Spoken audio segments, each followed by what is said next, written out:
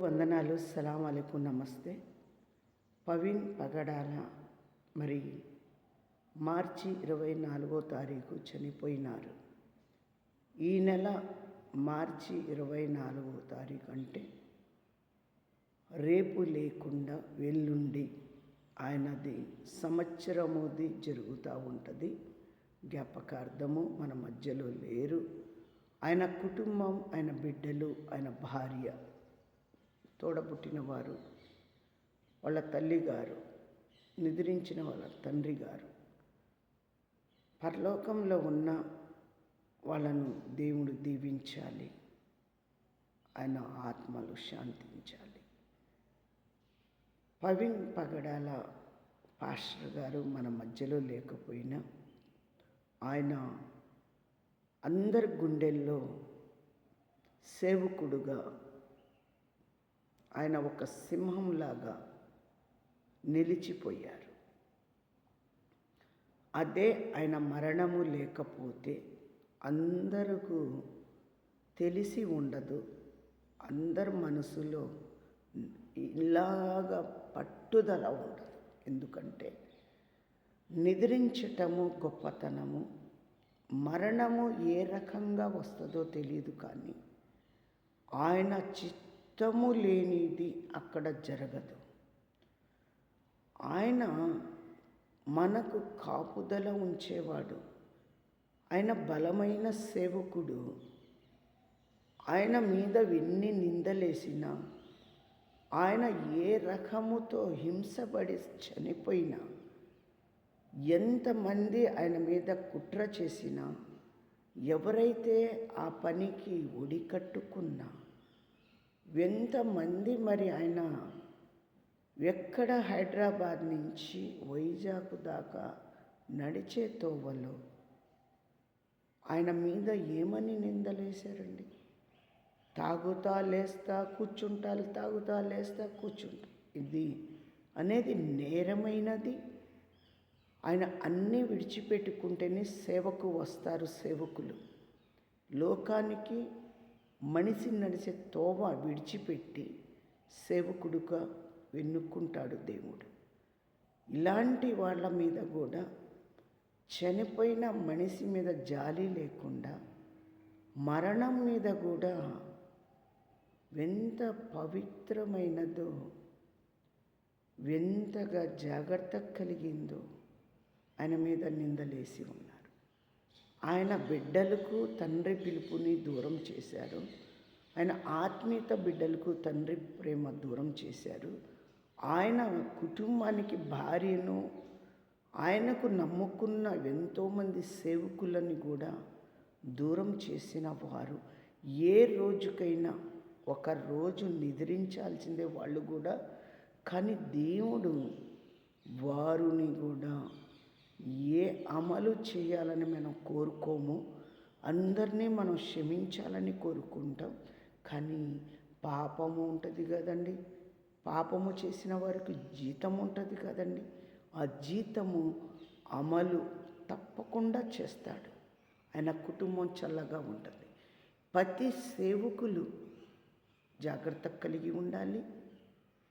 ఈ లోకములో మరణించినా పర్వాలేదు, కరెక్టు అయిన సేవ మనం చేసి చనిపోవాలి. ఆయన దేవుడి దగ్గర నిద్రించి ఉన్నారు. మన అందరము కలిసి రేపు ఈ నెల 22వ తారీఖున, ఈరోజు ఆదివారం, రేపు ఉండి ఎల్లుండి జరిగే ఆయన మార్చి 24వ తారీఖున పవీన్ పాస్టర్ గారు మన మధ్యలో లేకపోయినా అందరిలో ఆయన ఉన్నారు. లోకంలో బతికే ఉన్నారు. కానీ ఆయనకు మరణం లేదు. దేవుడి దగ్గర సిద్ధపడి ఉన్నారు. అందుకోసమే ఆయన కొరకు మనం అందరం ప్రార్థన చేద్దాం. అయ్యా తండ్రి, మా మధ్యలో లేని పవీన్ పగడాల మరి సేవకుడు, ఆయన భార్య బిడ్డలను ధైర్యపరిచి, లేని లోటు తీర్చి, ఆయనకు ప్రేమ కలిగిన మరి దగ్గరలో ఉన్న సేవకులకు, సంఘాలకు, ఆత్మీయతలకు, అయా కన్న తల్లి గారికి, పరలోకంలో ఉన్నవారికి, తోడబుట్టిన వారికి లేని లోటు తీర్చి సంవత్సరమైనది జ్ఞాపకార్థము చేసుకోవటానికి ఆశీర్వదించుతున్నావయ్యా తండ్రి. అలాగనే అదే దినము మరి మనకు సేవకుల తరవు, క్రిస్టియన్స్ తరవు ఎవరూ లేరు కాబట్టి ఏది జరిగినా ఎన్ని మందిరాలు పడేస్తున్నా, ఎంతమంది దాడి చేస్తున్నా ఎవరు పట్టించుకునే వాళ్ళు ఈ లోకంలో లేరు కాబట్టి మరి ఆ రోజే మరి ఒక పార్టీ కూడా తయారవుతుంది. అది మంచి ముందుకు నడవాలని, మరి అక్కడ నడిచే తోవ అందరికీ ఉండాలని బిడ్డల్ని ఆశీర్వదించి కనపరిచి సహాయము దయచేయండి. ఆయన ఆత్మ శాంతించి ముందుకు నడిపించండి. ఈ లోకంలో ఉన్న ప్రతి వారు కొరకు ప్రార్థిస్తున్నాం ప్రభువా.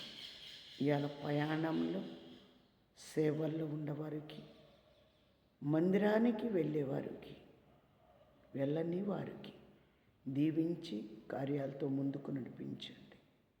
నిన్న జరిగిన రంజాన్ పండుగలో ప్రతి వారు నమాజులో మీ తోడుగా ఉండారు తండ్రి.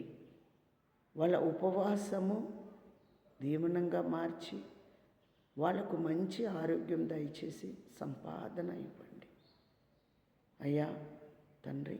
ఈ శ్రమల దినాల్లో ఉపవాసం ఉండేవారికి, దానముతో ఉండేవారికి, పేదవారికి, ఆకలి తీర్చేవాడివి, ప్రతి వారిని ఆకలి తీర్చి ఘనపరిచి మేలు చేయండి, సహాయము దయచేయండి. భూమి మీద ప్రతి వాడు మనిషిగా జీవించేవాడికి నీ చిత్తం పరలోకం రాజ్యం ఇవ్వనుగాక. మీ నామానికే మహిమ ఘనుగను, మీ నామంలోనే ఘనపరచునుగాక తండ్రి. సహాయము దయచేయండి. యేసు నామంలో అడిగి వేడుకుంటున్నాము తండ్రి. ఆమేన్, ఆమేన్. అందరికీ వందనాలు యేసు నామంలో. రేపు మార్చి 24వ తారీఖున మరి అక్కడికి వెళ్ళే ప్రతి బిడ్డలు ప్రయాణాల్లో తోడుగా ఉండి అక్కడ అభిదేశ్ మరి ఎంతగానో ప్రేమ కలిగి ముందుకు వచ్చాడు. ఆయనకు సహాయం చేసేవారికి ప్రతి వారిని ప్రార్థన చేద్దాం. స్తోత్రం. ఆమేన్.